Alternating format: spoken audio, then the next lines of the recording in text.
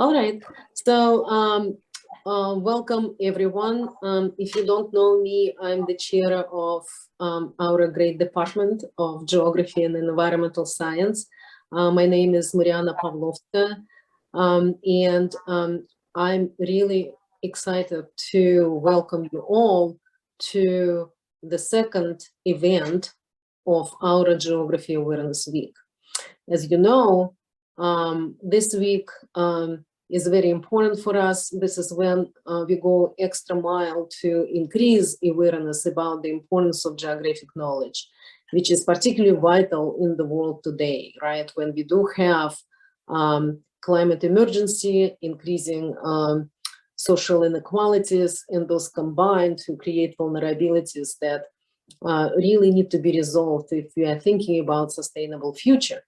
And today, presenters from our department, I believe, will address different dimensions of those processes. And I believe, Bill, is that correct that it is like the third lightning talk or fourth? I don't remember once, because I remember the one that we did for the first time in 1022 in person, and we had lunch reception, and we had like a mix of students and faculty, so it was nice. Then last year, right, it was on Zoom. Today we are doing it on Zoom again, but hopefully soon we will do it again in person, and we will have a chance to socialize after that, in addition to having a discussion after each presentation. So let me introduce Professor Bill Solecki, who is a presenter today, but who also will moderate this wonderful event. Thank you, and thank you for coming. Great. Thanks, Mariana. So yeah, again, thanks everyone for coming together. I think we've had. I think this is the third, although I think that's the case. And it's just a really great opportunity to hear little bits and pieces of what people are doing. And sort of create community through that discussion. So we have actually as slightly fewer than normal. Each year sort of changes a little bit. So the typical format is that each presenter is going to go for about 5 minutes, and we have 2 minutes of Q&A. But we do have an opportunity now to sort of stretch things out a little bit. But I will probably, so the 4 presenters have been given a little bit of additional license to sort of present. But I think I will sort of close them down after 10 minutes, but hopefully, somewhere between 5 and 10 is going to work. And then after each presentation, we'll have some discussion, some Q&A. So I think this will be just a great session, very informal. All questions are good. You can bring them into the chat, or you could sort of, bring them forward through the mic. Anyway, with that in mind, let's go to the first presentation. Ines Miyares is going to be presenting. Actually, I don't have the titles with you, but I think it was the beginning part was why Portland, and then I'll let you sort of go from there. Please, Ines. Okay, let me go ahead and share my screen.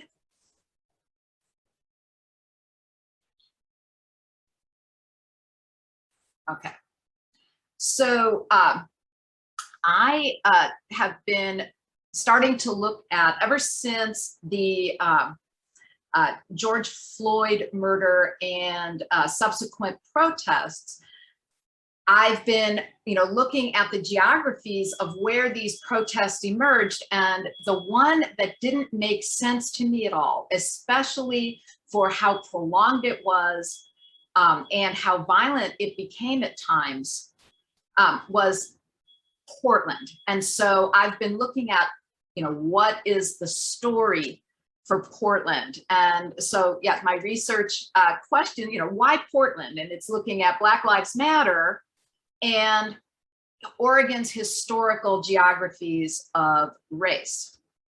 So, this is one of the very common media images of Portland, the show Portlandia, and all the craziness that happens there. The common phrase that's used, by a lot of people around Portland and about Portland, keep Portland weird. This is the public image, the media image so many people have of Portland. But this was the image that most of us were introduced to last summer. The images of the Black Lives Matter demonstrations in downtown Portland that were very significant, very sustained, even after things had calmed down in many of the other areas of the country, including Minneapolis. Portland's protests were still going strong and involving the National Guard and significant police presences. And, it just was, why Portland? So I'm going to give you just a bit of an introduction to the project. So what I'm completing now, the phase 1 of the project, is looking at what is the general history of settlement in Oregon, and then what are the structural factors that resulted in such prolonged and intermittently violent Black Lives Matter demonstrations in downtown Portland. My phase 2, and I got some great ideas for how to pursue this. For those of you who attended Monday night's presentation, I got some great perspectives on what to do next. That I'm going to start working on this summer is, to look at, in light of the structural factors and despite them, how, when, and where did the African-American community in Oregon form? And as you'll see, this is a key issue. How did it form?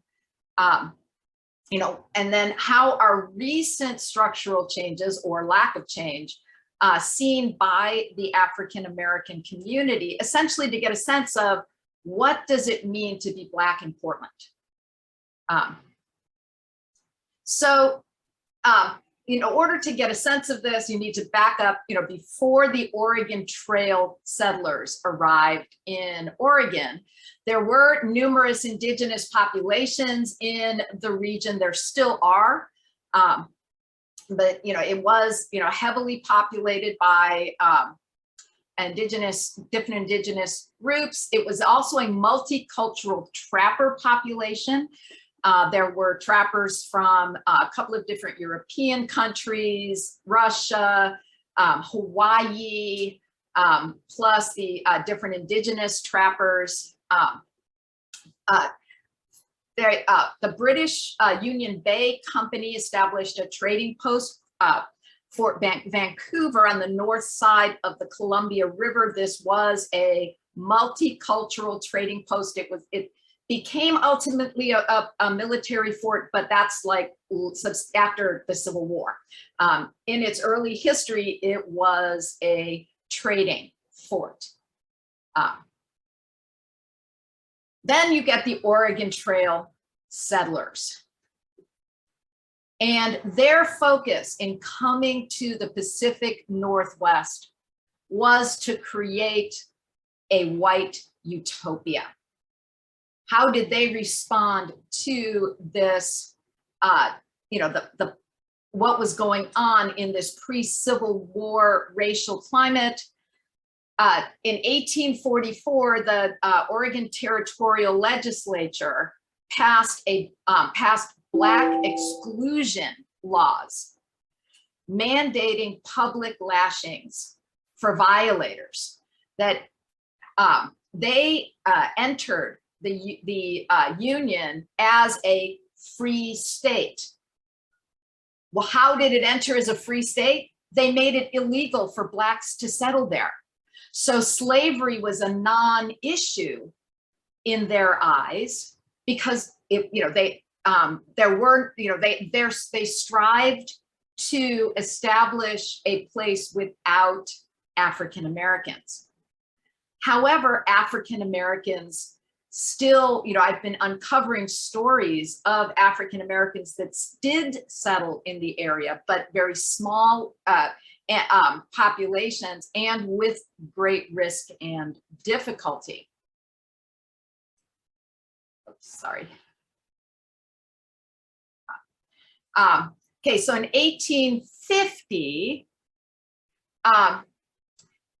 the Congress passed the Oregon Donation Land Act, and it granted land for every free white settler in the Oregon Territory, and explicitly excluded people of color. And it listed Blacks, Asians, and the indigenous.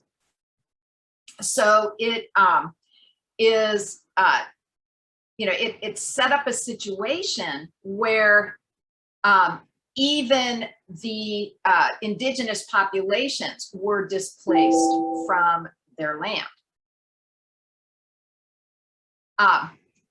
There were no specific laws to enforce prohibition of settlement, but one of the things that they did was pass special taxes on anyone who was African, Hawaiian, Chinese descent, or light-skinned African Americans.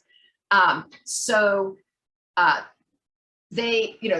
of the things I've been discovering is that there were housing laws actually that were only removed from the books in 2002 that allowed for displacing African-American homeowners. Ines, yeah. I'm sorry, I'm going to be the mean moderator. So you're about 8 minutes now. So Okay. Maybe a couple minutes. Yeah. That whiteness became deeply linked in the manifest destiny concept, especially in Oregon.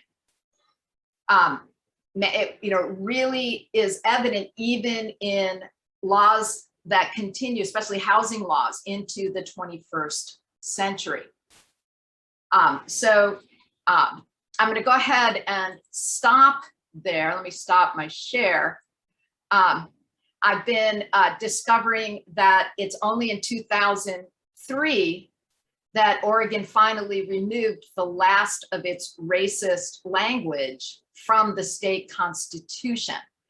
So one of the things I'm doing is going through right now the archives to construct how did they do this and how are they bringing about change, like in the landscape. Where did, what was the process of getting Rosa Parks Boulevard named and things like that, it seems, that there are people in the city trying to change things, but this white supremacist identity is still deeply embedded in the Pacific Northwest mindset. Great. Thanks so much, Ines. We could use little claps or whatever, but why don't we also go to Q&A for a few minutes. I've been looking at the chats. Any questions? It's just, amazing work already. It seems like it could be a very extensive project. So questions? Yeah, Mariana. Yeah, I can ask a question. Thanks, Ines, very much. What is striking, I think, with this example, right, is how profoundly it challenges the notion that this kind of segregation and sorting out people by race is kind of natural process that just happens by itself. Because what you laid out, that basically the whiteness of Oregon as a state has been consciously constructed through very, very specific and targeted policies. Mm-hmm. And through the mechanisms that really assured its existence for a very, very long time, right? So it's like it's law, it's land, it's employment, it's taxations, like all these mechanisms that are social in nature that don't develop by themselves, but are enacted by certain groups of people, actually do create the hierarchical racial society. So this is what racial capitalism is called. So what do you think about that? Mm-hmm. Oh, no, definitely. That's one of the things that's been shocking to discover as I keep digging deeper into this question, because that's not the public image. I was reading something from the Oregon, I was reading an article as I was tracing through how the Rosa Parks Boulevard got its name change. Because I thought, you know, with all this, as I'm driving down the highway, I see Rosa Parks Boulevard off-ramp, and that, you know, it literally took behind the scenes, you know, politics to bring about the name change. That, you know, I've heard, you know, that stories of people being afraid that they were going to lose the house that they bought because they were African American. And, you know, this whole thing is purposeful. It was a conscious choice early on that has perpetuated itself. But I also read an article where they did the Oregon Historical Society did in their museum, did a presentation on Oregon's history, including a component on race. And people were shocked, you know, that Oregonians don't even know their own history. And yet, I mean, I've had conversations with young people who are fixated on their Europeanness, you know, that it's being socially reproduced in families, even good families, you know, what you would consider a good family, teaching their children the importance of their European identity, which reproduces into the next generation this definition of whiteness being superior. And yeah, I mean, it really is a major, it's like, this unpacking this is going to be quite an adventure. Thank you, Ines. Ramiro, you have a question as well? Yes, I have two questions, if that's okay. It's sort of what Vanessa's saying, the future directions. I really like what you did first with just discussing land use patterns and the economic linkages and the migration patterns, and how all of that was sort of tied into these ideological considerations. And I like that because that's old school geography. And whether we're looking at Sub-Saharan Africa or Latin America, et cetera, these are the kind of ways that when I teach 150 and I'm going to teach next semester, the other classes I teach, I always look, I do that same sort of step pattern. So you, when it comes to the ideological considerations, in this case, we're really talking about white supremacy, more or less, right? You know, and so two questions was, do you see some sort of coherent set or some sort of coordinated counter narrative happening other than BLM with respect to land use patterns, with respect to migration? And then my second question is, when it comes to future research, do you see some of this going into public health issues related to segregation? Well, for the first question, yes. And I've been discovering organizations, sites that I want to explore this summer, where members of the African-American community, some African-American elders, some younger, who are creating things like walking tours of the African-American community to give that historical perspective.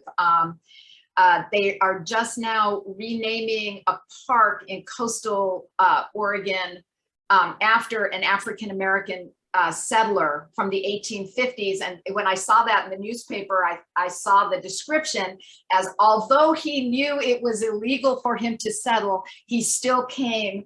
And so, you know, thinking about what Celeste presented the other night, these are freedom narratives, but not because of emancipation, but because of making a choice, a statement, and it's continuing to be made in some organizations and, you know, and in some places. So yeah, that's one of the things I am exploring is the counter narratives. And that's going to take, you know, much more focused time. So I'm going to focus this summer.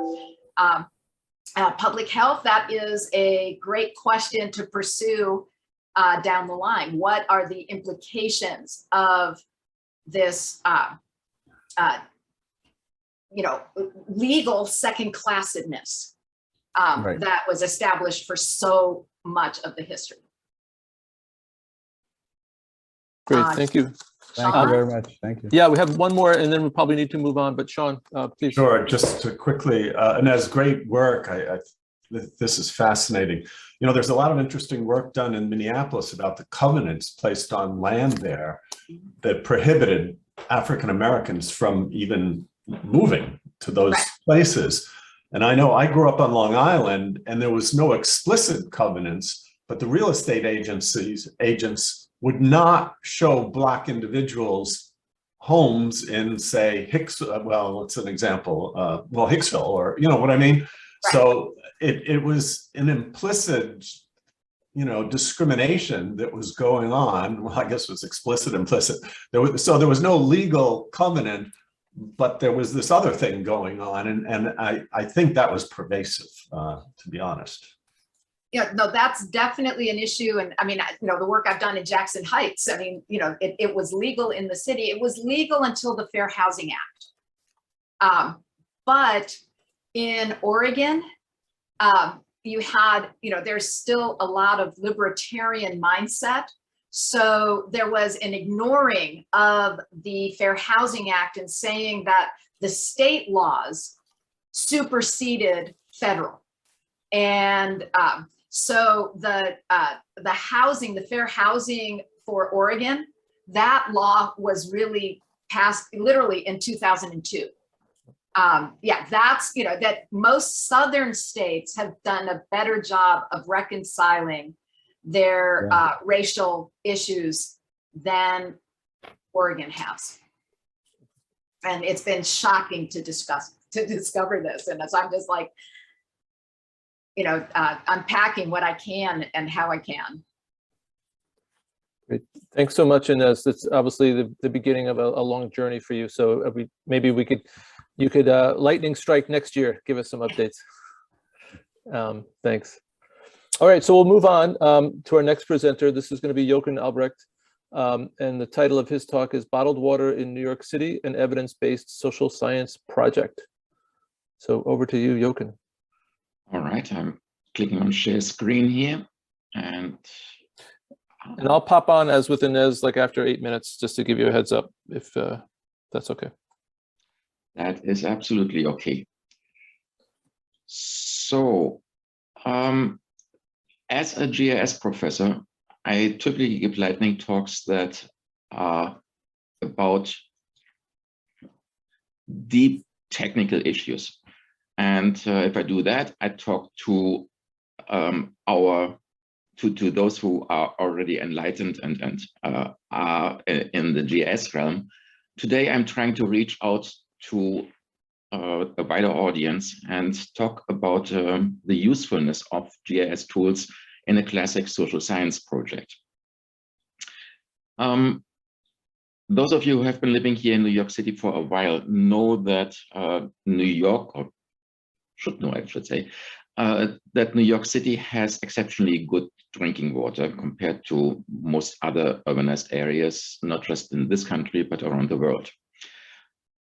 Yet, as of late, there have been discussions about deteriorating water quality. For the first time, we are now actually adding cleaning agents to the water. It's not the pure water as it comes directly from the Catskills. And we hear about lead in the pipes. And so there's a little bit of insecurity that citizens in New York City now have about the drinking water. Parallel to that is a discussion of bottled water and the environmental harm that bottled water does with all the plastic produced, and most of those plastic bottles not getting recycled. So there's those two discussions never seem to gel, and colleagues from Borough of Manhattan Community College and I got together to look at how can we create a coherent narrative about this. So The two colleagues are Dr. Brenda Follman, who is a sociologist, and Dr. Henry Bully, who is a geographer, both teaching at BMCC. They wrote a grant and then wrote me in to provide the GIS support for that. There is a project website, and those of you who have a cell phone camera, I invite you to take a snapshot of that figure on the right-hand side.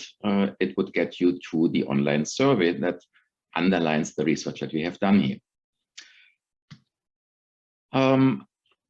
Many of my undergraduate students know about this project because I have been reporting on it and how to translate a research question into actionable GIS items in various of my courses. So these here are the research questions that we have been trying to answer. Problem number one is way too many research questions. These should be 3 or 4 research projects rather than just one. But academics like to go overboard and try to do as much as possible and to convince funding agencies to that it's really worth their while. So we stuff our proposals with research questions. As you see, this is really from a social science perspective, but many of these questions are not terribly easy to translate into survey questions and then something that can be answered in a numerical system like a GIS. So that's the challenge, and that was my role in here. Again, advertising for the survey. We have so far some 750, 780 responses, but which by social science standards is a very good response rate. But we would like to get up there. So please feel free also to contact me if you want the URL for this survey. The survey questions consist of 2 parts. The first part is questions about the person who's taking the survey, and then questions about their perception of drinking water quality. We do not assume that they know about drinking water, but how do they perceive it, and how do they behave around it? For example, do they take the water that comes directly out of the tap, or do they boil it, which is quite common in many ethnic communities because that's what they grew up with. How is the perception related to where they live, where they work, where age, gender, and so on. The questions in the first part are then used to check for representativeness. So we try to see, did we hit in each neighborhood in New York City people who are actually representative for living in that neighborhood? And quite surprisingly for me, because this is not the first social science related survey that I have done here in New York City, in this case we hit it quite well. Then we looked at, okay, how is the water quality related to where people live? What is their respective demographics, their education level, their income? That resulted in dozens and dozens of maps. I'm just presenting you with 2 here. And if those maps look a little bit odd, this is because why there's a GIS person on board. So what you have here is not a zip code or not a neighborhood tabulation area, but a so-called Thiessen polygon, which surrounds the area of where the respondent is living. If some area is white, then that is where we don't get a response, but otherwise you see that there is a certain geographic distribution to how different age groups use or do not use bottled water. Similar, if you use a water fountain, do you also use bottled water? And what's the relationship between those 2? These are not easy to interpret maps. You actually have to wrap your head around what does it mean? Yes, I take bottled water, and yes, I go to a water fountain. So am I environmentally friendly or am I not? But this is the crux of working with people. People are complicated. So here we have complicated maps. Then we related that to water sampling. We tested at several hundred locations. And that was a little bit of a problem initially during COVID because the water fountains were shut down for nitrates, pH value, alkalinity, and hardness. And found, to our surprise, that all the NOx values are exceptionally good in New York City, except in City Island. So then we had to create a new map trying to see how do we weight these things to come up with some form of geographic differentiation, and arrived at this, which tells us that by New York City standards, and I really have to stress that by the US standards, everything would be green, but by New York City standards, Queens stands out as having the poorest water quality. When we relate those two to each other, what conclusion would you draw from actual water quality versus perceived water quality? And I used here the bottled water use as an indicator for, well, if people use bottled water, then it's probably because they don't trust the water that's coming out of the tap. But Queens, no bottled water. They go to the water fountain. They trust the water, while there is actually poor quality. So that wasn't me, but I heard a ping. Yeah, that wasn't me, but it is 8 minutes. Yeah, it was me. So that's how I knew. So there were a few hiccups. So we asked, for example, water fountains in parks, but we never asked what park do you go to. So we had to figure out what is the closest park to each respondent's home location, work, and so on. And that took a little bit of GIS work. Then one of our research questions is, how does water quality relate to the location of nature, for example? And we found that all nature properties, contrary to what we read in the media, actually have good water quality. And then the question related to food deserts. Most of you have heard that there are food deserts in New York City. Most of you have seen the maps, which are represented in the form of fresh zones. It turns out that those maps are outdated. And if we use current data, this is what the food deserts look like. Basically, you are away from shops, again, only in Queens and Staten Island. And then relating that to income categories, only the yellowish, orange areas have high levels of poverty. So the food desert really now amounts to someplace like that. In summary, online surveys worked really well, much better than standing on the street and hitting on people. A social science project that deals with a spatial phenomenon really needs also a GIS expert. Much of what I've showed you here required interpolation techniques, raster analyses, and a questioning of the data itself. Don't trust what the GIS actually gives you. We want to expand this to other cities because, as I said, New York City's water quality still is very good. And we are in the process of writing this up and submitting 2 different articles, one more GIS related, the other more social, the survey related, to these 2 journals listed here. Thank you. Great, thanks, Jochen. So we have a couple of minutes for questions. Maybe you could stop your screen share so folks. Okay, so there's a couple of questions. So Ines, do you have a question? I'm not sure who had their hand up first, but I saw your hand first, Ines.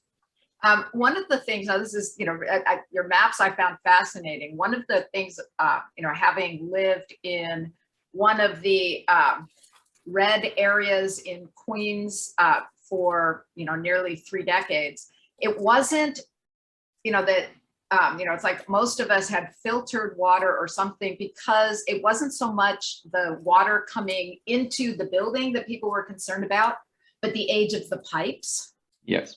And I think that is a major issue in a lot of these areas where it's, still rent stabilized with much less incentive for landlords to do things like improve 100-year-old pipes.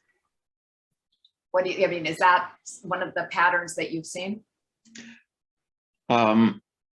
So we can't get into the houses, so we don't know the quality of the pipes, which is an obstacle here.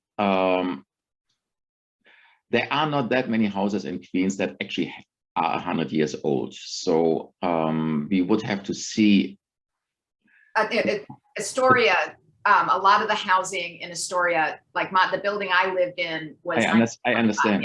Yeah. I understand. But when you actually look at the map, it's really that the poor water quality is the perception is not matching at all what's happening on the ground, both on actual poor quality to perception of quality, as well as the other way around. Folks in Manhattan and the Bronx, where the water quality is actually good, feel less confident about their water. So, yeah. We also, and that's not presented in form of maps yet, we also looked at, okay, where do you learn about water quality? What is it through media? Is it through friends? Is it through school? Do you know where the water comes from? So there's a lot more that I haven't unpacked here yet. Okay, Mariana. Yes, thank you. Jochen, thanks. Really interesting study and really strikes home. And I think we can all relate to every single map that you showed and things that you said. I was wondering, and I used to live right next to Ines's place in Astoria, so I know exactly what it is. But let me ask, could you please explain how water quality itself was defined, how it was measured? Where is this data coming from? I'm sorry, I kind of... Yes, so there was only one short slide for it. Originally we intended to use students, but then COVID arrived, and so we had to do it ourselves.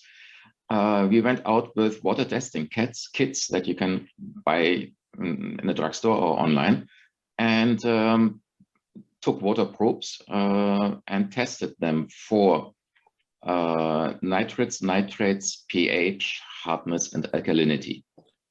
And those are the 5 standard measures. Henry Bully, one of the PIs, is specializing on water. So he's originally a landscape ecologist. He has been working on water quality for a number of years. And so it was not difficult to figure out how to test the water. What was difficult is then to determine, okay, how do we weight this? Because the threshold values are never crossed in New York City. Those threshold values set by USDA. So if we go by that, it's green everywhere. So then if we want to look at some geographic differentiation, well, it makes sense that we don't have the nitrogen-based pollutants in our water, because we don't have agriculture in New York City. So then once we remove that criterion, then how do we weight the other 3? And that was, again, based on literature. We figured that if water is particularly acidy, it has a higher chance of actually corroding lines, which gets to Ines's question. Yes, so we used a weighting mechanism of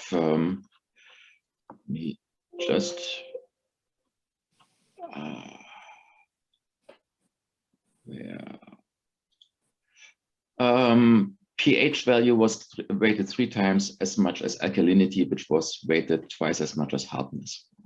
And then we created a summary water quality measure, and the result is the map that you saw. Yeah, thank you. That's fascinating. So can I just ask, where did you measure this water? This is and it looks like lead is not measured, right? Lead is not measured. There is no simple, I mean, that you really have to send to a lab. We went to publicly accessible water fountains throughout the city. Water fountains. Okay, great. Thank you. Okay, great. Jinju, you have a quick question. You're also up next. So did you have a question? I have a quick comment. I thought it's very interesting. Well, New York City is well known, probably have one of the best drinking water on the planet Earth. From Catskill, Delaware, there are another resources, Croton and Reservoir. So most of the water is unfiltered water. So no filtration system because it doesn't need pure snow melt water. But I agree, Professor Miyares said, I think most New York City, a lot of buildings around 100 years old, like some CUNY campus. So the major concern is lead and copper leaching from the pipe. For example, like Lehman College, you have to have like a water filter. And another thing is Professor Mariana mentioned the water testing. So New York City Department of Environmental Protection, NYC DEP website, they do have this testing probably around a bi-weekly basis, like hardness, turbidity, ammonia, like copper, lead, all these parameters, also bacteria. And there have like, for example, 2020 New York City drinking water report under Mayor Bill de Blasio. So every year they have a report, very specific testing. Also, you can bring the lab to use a spectrophotometer for turbidity, ammonia, hardness, ECPH, all these testing. I think New York City have the best pizza and the bagel, most likely will contribute to our best water. That's all. Thank you. Great. And thank you. Actually, we're going to segue to the next talk. And Jinyu, you're actually going to be presenting Jinyu Wang, sort of continuing our theme of water quality issues. So climate change impact on water pollution in New York City. And you've asked for a couple of minutes beyond the 10-minute number that other people have used. So please go ahead. Thank you very much. So today's topic, I talk about climate change summer 2021, impact on water pollution and air pollution in New York City. So this summer had been very dramatic summer. We see wildfire from West Coast and flooding, sewage outflow, New York City, East Coast. So actually this is like a small video. Let me see if I can play. Yeah, this is a bootleg wildfire in Oregon.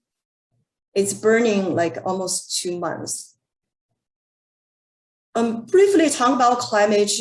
I would not spend a lot of time here. We all know it's carbon dioxide, fossil fuel, but I want to more focus on what happened this year. We know carbon dioxide, like, by 200 years ago, 280 ppm parts per million. Right now is reached 416 by the Keeling curve. So this is a bootleg wildfire in Oregon. And in July 2021, so few pictures. Also, they have started changing the local climate. This is the firefighter use different ways try to extinguish the wildfire. So bootleg fire in Oregon is the largest, United States largest wildfire this year, spurred by month's drought, extreme heat wave in late June, and dried out of vegetation. Is the largest wildfire so far this year in the United States. And burned 340,000 acres, like 530 square miles, forest and grassland. The fire is large and generating so much energy under extreme heat that is changing the weather. So particulate matter 2.5 and dust brought to New York City by jet stream. Change the color of the sun and the moon. So later we'll talk about air pollution. This is a taxi welfare in California from July to August, basically burning like a few weeks. That's a small town Greenville, entire town was getting burning. So here is another picture. Actually, the journalists see from their backyard. More pictures of burning. So taxi fare welfare is California's largest welfare this year. More than 5,400 firefighters were battling the taxi fare, which merged with fly fare and had burned through 200,000 acres. And population impact 4,900 within 5 miles of taxi fare. So started more than a week ago in July. The smoke most considered like 2.5. Devastating wildfire have grown more severe in recent years as climate change leads to hotter and drier landscape in Western United States. So this is the smoke from wildfire blankets northeast. And here high concentration of fine particulate pollution detected close to ground level across the United States and southern Canada. This is on July 20 on Tuesday. So we can see from the jet stream, the wind can blow all this particulate matter to the East Coast. In New York City, in New York, air quality reached a red level. Signal air can be unhealthy for everyone. In Washington and Baltimore, as well as in much of North Carolina, code orange air quality alerts were issued for July 21st, 2021, meaning the air was unhealthy for sensitive groups. And this is the sound view in the Bronx. July 20th, that Tuesday, we see the sun change to like a red orange color. So wildfire from West Coast send smoke all the way to New York City. And that's why sun change color is red. And that night, actually, I don't have photo, but the moon changed color too. So New York City issued a health advisory that the concentration of particulate matter PM 2.5 well above average, cause air pollution in tri-states, New York, New Jersey, and Connecticut. This is not wildfire. This is the Yosemite National Park prescribed burn. So we can see the firemen basically burning the dead tree branches. And this purpose in the wet season, like late May, is to reduce risk of wildfire. So what is a prescribed burn? So we can see this in the Yosemite National Park. Intentionally set fires that periodically clear, underbrush or under other fields are key to reducing the severity of wildfire in the future. Remove dead trees and other fuel. So that's one of the solutions in California. So these are some example in, like dead sea shellfish in British Columbia. This year, Pacific getting really hot. So almost turned to the ocean like a stew. So we can see the mussel open almost like, like a cooked mussel. So this is like Montana, the fish died, trout died because the temperature rise, water temperature rise. So we see New York City, what happened East Coast? West Coast wildfire very dry, very hot. This is Hurricane Elsa, July 8 and 9. So this is in New Jersey, have flooding on the street. And here is a high bridge on 95 in the Bronx section. We have car also under the water. These are train station, one train station. Bryant Park, D train station. So here is the outdoor swimming. What the impact of swimming? So water quality. New York City Triathlon this year on July 11 had to cancel swim session, substitute 1 mile run instead due to high bacteria level caused by sewage outflows. So we have to talk about the sewage, combined sewage for New York City. When it's raining, the pipe cannot handle excess volume water, so untreated sewage come to the river, increase bacteria, nutrient bacteria level. On July 8, we have a very heavy rainfall, flooding streets, more frequently hurricane, tropical storm. So that time we think that's a very big one. And after that is Hurricane Henry, but doesn't result any very deadly damage. So we see Hurricane Elda hit New York City just after school start, fall semester start, September 1st, 2021. 43 people died as deadly storm since Sunday, devastated Northeast.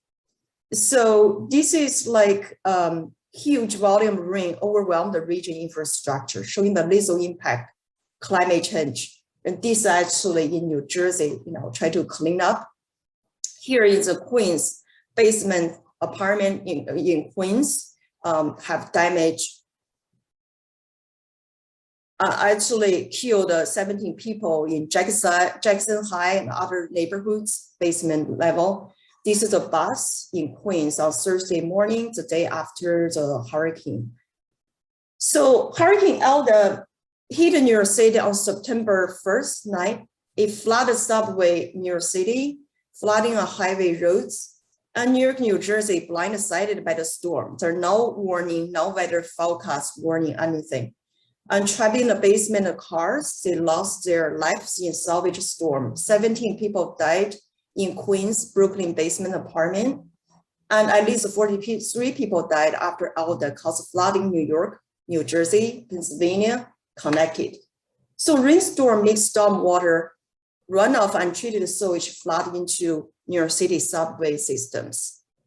This is what happened when it's rain. Like this is a combined sewage overflows, but this is untreated sewage in combined sewage overflow discharge point. I'll quickly mention our infrastructure is a combined sewage. During the dry days, go to wastewater treatment plants, but during the raining days, excess volume discharge to the river directly. And if a heavy hurricane, so this stormwater runoff mixed with sewage flooding to the subways, to the rivers on the street. And that shows the weakness of combined sewage infrastructure in New York City. And this is a major 14 wastewater treatment plants. Wards Island, Newtown Creek, 5 Borough North River. This is like first 3 pretty big one. So this is another and this is the untreated water go to discharge point in the river. Any river would have this fecal coliform E. coli. When we see Enterococcus, it is a bacteria. It's actually living in human intestine. That's the indicator tell us it's human waste. And this is another. No, we see the bacteria. So how we test water. This is warning sign. You can see this in any waterways near York City. Discharge rainwater mixed with untreated sewage during falling rainfall.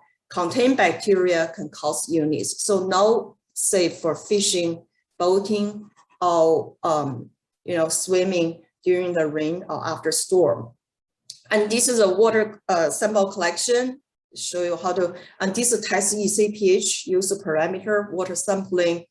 Use spectrophotometer, test chemistry department, test turbidity.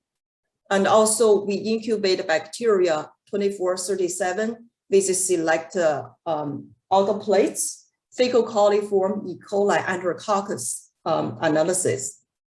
And this is the EDTA, harness titration, test calcium, magnesium.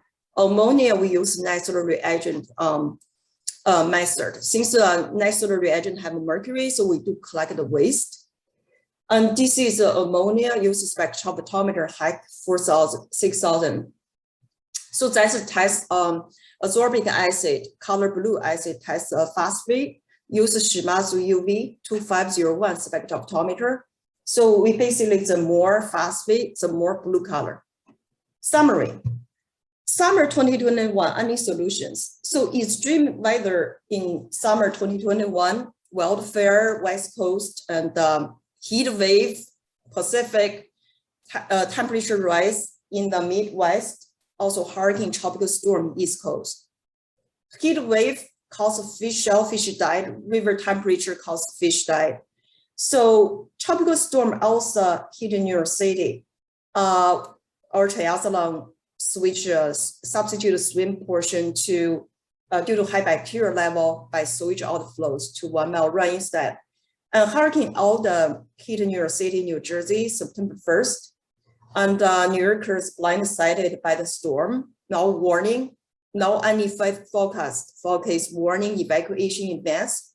17 people died in the basement apartment, Queens, Brooklyn, and it killed 43 people in 4 states.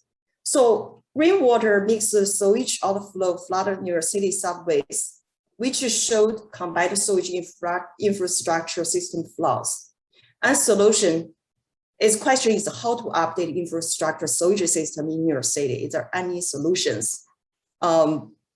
I personally think combined sewage, a lot of old cities combined sewage, but if updating entire city would cost billions of dollars. So basically, when it's a heavy rainstorm, we flush toilet, unfortunately, this sewage go to the river directly. I think overall, the climate change would show, more severe impact water quality and air quality this summer.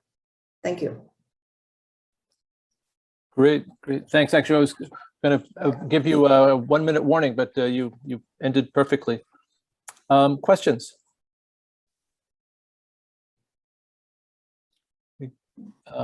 Can't see if there's any hands up.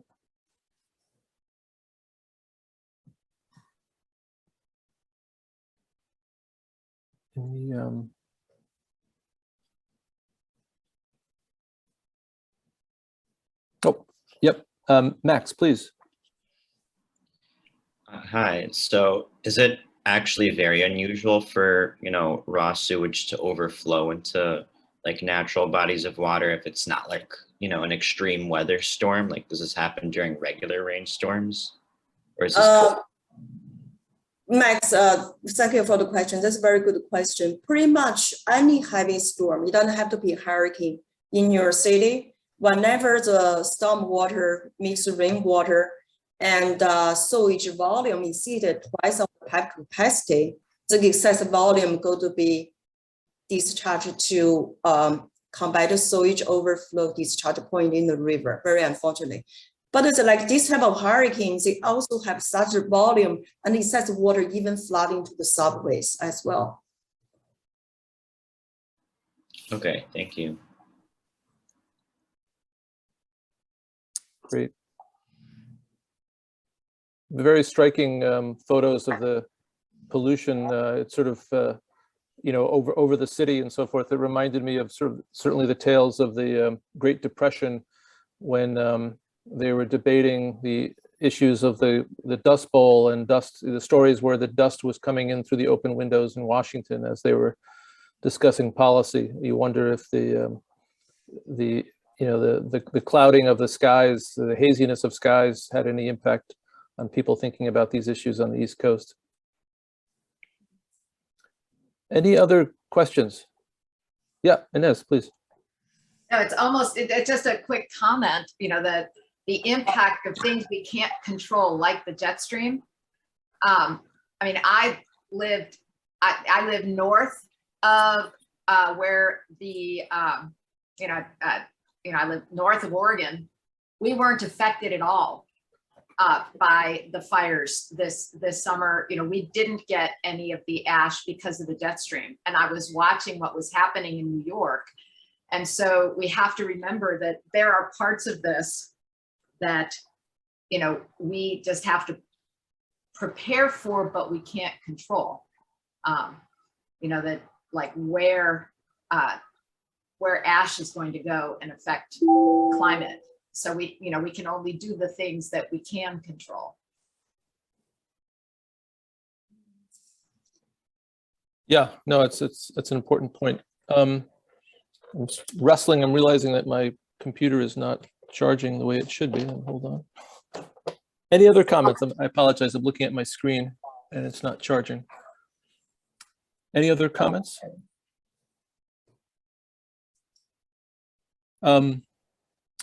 Vanessa, what do you think? I can read it for you, or let's, Jinju, are you reading? Yeah, sure, yeah. Okay. Vanessa, that's actually, thank you, that's a very good question. So Vanessa, regarding the severe storms in New York City, what do you think a reasonable infrastructure adjustment that can be done? And do you think that can be changes on sort of a subway to subway station basis, or do you think we need to complete system overhaul? Vanessa, that's an excellent question. I think right now, I personally think this combined sewage overflows, obviously sewage outflows during rainstorm, I don't think I have a very good way to deal with. If we change the entire city combined sewage infrastructure, that would cost billion dollars. But we do have some small solution, like for example, around the Harlem River, have built a green wall, green land, and also plants on the rooftop. In that case, they will absorb rainwater. In that case, less storm water runoff go to the sewage system, or like go to the subway, flooding subway at extreme weather. Very unfortunately, I haven't think we have a great solution yet. I don't know if anyone can think about any solution for this, other than green wall, green roof, and a wetland. They help a little bit, but not really solve the basic problem. Okay, great discussion. Maybe we'll go on to the last presentation, which is me. If there are other sort of kind of summary comments that people want to bring forward, but definitely great to see all the engagement. So I will start up. So this is a small part of a much larger set of questions that I've been interested in for a while. And that's sort of looking at the impacts of extreme events. So in some ways, it's sort of a nice jump, picks up some of the comments from the last couple of talks, particularly the last one, looking at some of these extreme events and asking, what are the implications for public policy? I think one of the things that guides me and my co-author, she's a doctoral student at the CUNY Graduate Center, is, we recognize that in the context of climate change, that there are more extreme events occurring. We just read this morning about this horrific flooding in Vancouver, and literally the city of Vancouver, while not completely cut off, is significantly disrupted in terms of its capacity to reach places beyond by a significant rain event. So what are the implications? And we know this is sort of part of the puzzle of climate change. This is sort of part of our future. We also know simultaneously that there's a recognition that there needs to be response capacity in the face of this, these sorts of events. And so one of the things that's sort of present in the literature is this idea of policy windows, that sort of things emerge and open up, and the opportunity for change occurs after extreme events. And this, of course, could be social. A social event, it could be a physical event, it could be even at the the family scale. You could think of your own life story and like extreme events and how that sort of changes things and opens up opportunities for new actions. So one of the things we wanted to look at, and this was all based on some, kind of informal discussion and dialogue after Hurricane Sandy, that Hurricane Sandy, which was a massive storm, this is sort of its extent, it extended all the way out you see Lake Michigan, and the lakeshore of Chicago was battered by high waves as a result of Hurricane Sandy. That's 900 miles away from where it made landfall in New Jersey. And so one of the questions that we wanted to ask, what were the implications? What was sort of the long-term legacies of Hurricane Sandy in terms of policy? There's lots of things and lots of different ways to sort of look at that. And one of the questions that we were kind of responding to is, does it always have to be an extreme event, and does it always have to be local to sort of motivate change? So we know already that there's a lot of increasing frequency of extreme high tide events that, because of sea level rise, are flooding local neighborhoods. We think about Broad Channel, Howard Beach, and other places like that in New York City, but up and down the East Coast. This is happening, particularly down in Miami, if you're familiar with that.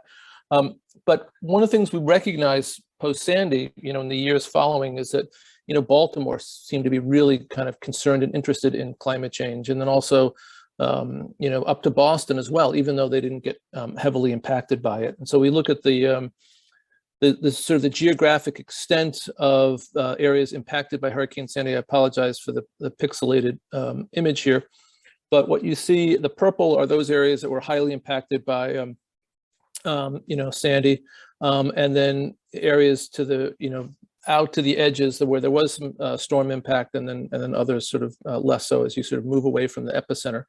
And so one of the things we wanted to do was to sort of engage in a survey, you know, similar to what, you know, we've heard already today, with emergency managers, with resilience planners, climate resilience planners, and others in those red areas, places that were impacted, but not like, you know, in a devastating, extreme way, as we saw in the New York metro region, and ask them a set of questions about, well, you know, did a policy window open up? Were they able to take advantage of it? And if so, what did they do? We also did some interviews as a follow-up with that, as well as we reviewed documents that the agencies were developing as part of their long-term response capacity as well. So it's a multi-method approach, looking both at survey results, some interviews, and then also kind of a discourse analysis of the texts that were emerging. So I just want to sort of talk a little bit about some of the results of the survey, not to get too much, you know, into it, but to give you a quick, you know, snippet of some of the results, and then I'll finish up quickly. I'll just highlight a couple of questions. So to what extent do you feel, do you agree? So a lot of the questions that we're referencing here, do you agree or disagree? You know, and one thing I should also say that we coupled not only Hurricane Sandy, but also two storms that occurred just before in the previous year, Hurricane Irene and Hurricane Lee. Not as significant, but, you know, at least along the coast, but certainly, you know, signature storms. And so that's why you see three storms. So the question is, the three storms and their disaster aftermath opened a window for new policy and approaches to extreme climate risk and management in my jurisdiction. And so, you know, lo and behold, I mean, it's not necessarily rocket science, but it's interesting to sort of see it, that beyond sort of what was sort of in the air, that, yeah, I mean, that some would agree and strongly agree was certainly strongest among the respondents in the group. And then we started asking questions, okay, so if that's the case, if a window did open up, like, what did they do with it, right? And then to the extent, to what extent has your organization used these storm impacts to modify disaster risk reduction and resiliency practices responding to these events? So were you able to actually, you know, do something in response? And this is where we get a kind of a more muted picture, which is kind of interesting. So something happened, there was a window of opportunity, but maybe they weren't able to use it. So, you know, some certain percentage of the respondents used it very frequently, but, you know, only occasionally, you know, some very little. So it was a real mixed picture. And so it's actually somewhat bifurcated, although we need to kind of look into that, meaning that there's one group that didn't use it very much and those that used it a lot. Then we started looking at, well, what were some of the barriers? And this is just some highlight of a couple of things that came out. And I tried to sort of capture it, like some of the big issues that people talk about, you know, why are there challenges, right? And so like the big things that come out is like, well, we know that's a problem, but we don't have the money. Or we don't have the interagency coordination. We don't have sort of the mandates to sort of work with other agencies or, you know, other people beyond our sort of siloed institution or department or organization. And those sort of came up as sort of being, you know, and again, I didn't like do all the lettering here, but the blue means that there's a preponderance, so sort of a slight tilt toward agree. You know, so lack of financing was an issue, lack of coordination was an issue. Another thing that was sort of interesting, a lot of cases we find that community engagement is a big problem, that the community doesn't want to be involved, or the community is hesitant about resiliency, et cetera. In this case, that wasn't the case. It's like they disagreed. It's like, you know, no, community engagement was not a problem, and if anything, it was sort of evident. That was sort of in the follow-up discussion. And then the other one is, well, let's look into this a little bit more closely. Another question: which of the following do you see as catalyzers or enablers, or sort of, you know, furthering the capacity for disaster risk reduction and emergency resiliency in these years since Sandy? So this survey was done a couple of years ago. It's a long kind of tangled tale about how this process emerged. But again, I use the colors like to sort of illustrate things that they were agreeing with or disagreeing with. So like the emergence of new science and technological advances, sometimes, and I do a lot of this work where like, oh, new science is going to change the world. But in fact, in these cases, it really wasn't, you know, the big things that they saw as enablers or helping them kind of forward their agenda. It was more about administrative advances, sort of multi-agency cooperations, mutual aid agreements, all this other kind of stuff, kind of the grist of governance that they saw as really important. Increasing public concern, so it sort of drives them to action, and of course more extreme events, sort of beyond just these signature things like Sandy and Lee and Irene, but others that have occurred, and everybody's sort of focused, oh, that's climate change, and they've sort of become more interested in that. And then, you know, moving on from that, like, you know, we ask another question, has, you know, just as you look, you know, more broadly, the planning, you know, again, agree and disagree. The planning efforts and response to these storms has significantly enhanced and furthered my organization's capacity to respond to long-term climate change. So this is long-term challenges. So this is another kind of thread. So we have the immediate event, we have the disaster response, all the emergency response that goes along with that, the recovery. But does it actually affect capacity to sort of think about the longer arc of climate change and think of like longer and more substantial potential adaptations? And again, the situation is a little bit more muted. It's a little bit more on the agree side, but not as much as we would expect, right? And there was a large cohort that said basically it hasn't really helped us very much, that everyone's still focused on the particular event. They're not really yet embedding into this larger narrative of climate change and what to do about it. In fact, some were really disagreeing from that. It hasn't helped at all. Then there's some other sort of, these are sort of more open-ended, this is a consolidation of some open-ended responses that they had. Like, what do you need to sort of develop this more long-term capacity? And basically they want data on, like, you know, what adaptation measures are doing, how well they're working, and to sort of, you know, show like dollar values, right? They need to sort of be able to sort of mainstream these climate risks, you know, into everyday practice, not to have it as a sort of a singular separate thing, but actually embedded and sort of integrated into all governance. Better and more effective outreach and public communication, because they feel that that has been a continuing challenge, and more cross-regional communication. So lessons learned, like what's happening in Baltimore, how can that help, and what's happening in New York, what's happening in New York, how can that help what's happening in Boston, et cetera, et cetera. That collaboration is not really present, although that's somewhat changing. So just to sort of end off, you know, quickly, the initial question was, you know, is there a legacy? And in fact, we do find a legacy. You know, there is a legacy, but in some cases, it's not significantly impacted, you know, the capacity to act, right? That there are these certain constraints in seizing these opportunities for policy windows that are still present, and that, you know, there's a clear, you know, kind of barrier between, you know, these immediate impacts of climate change events or climate change related events and the sort of longer question about what to do with it in terms of adaptation as well as mitigation. And, you know, generally we find more research is needed to sort of analyze and understand how to best promote learning in these post-extreme event contexts, which we find ourselves in more and more and more. And we're going to do some follow-up work on Hurricane Ida and sort of asking that question, like, what can we really, really fundamentally learn from Ida, and how can that be more effectively integrated into more useful public policy, not only for disasters, but also longer term adaptation issues. So I think that's it. Thank you. I will stop. Again, I was more geared to 5 minutes, so if I went too fast or too slow, I apologize. Any questions?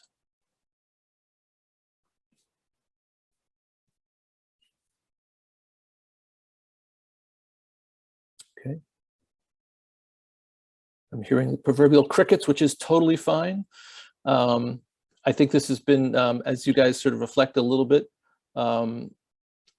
I just want to also just thank the other presenters and the discussions that we've had this morning. I think it's been really, you know, kind of fascinating. It sort of illustrates kind of a rich variety, although an integrated set. I mean, we're setting, you know, things in historical context, you know, the implications of, you know, understanding of place, and perception, and sort of the role and influence of environmental shifts, you know, in all of that, or social shifts. I mean, going back to the murder of George Floyd as a, I mean, it's kind of strange to describe it as a, I mean, obviously it's a singular event, but of course it was a shock to the system of the country. And so that, you know, it's a learning opportunity is sort of the best we can think of, I guess, in some ways. But anyway, let me also say, and Amy has thankfully just put up the, there are many other exciting activities going on in Geography Awareness Week. The parade was canceled for this year, but we do within the department have other events ongoing. So you can see those in the chat later today. We have a student internship panel, which is really fascinating, especially for students to sort of understand like those opportunities. We have another very engaging speaker this evening talking about you know, global water security questions. And you see the links there. And then there'll be some discussion on post COP26, co-hosted or hosted by the Greenbelt Society. So I want to thank everybody for coming. I'll throw it back to the other speakers if they have any closing remarks. And then otherwise we'll call it a day for this discussion, for the third Lightning Talk panel. I just want to thank everybody for coming, and those of you who've stayed for all the talks and great questions across all the papers. And thank you. Thank you for the opportunity to share what we're doing with all of you. Yeah, great. And thanks to Amy, Amy Ju, who's behind the scenes, working all the strings and the lights to make sure the stage comes up and closes properly. Okay, so I think we're good. Have a good rest of your day and the rest of your week, and we hope to see you at one of the other events coming up very soon. Take care all.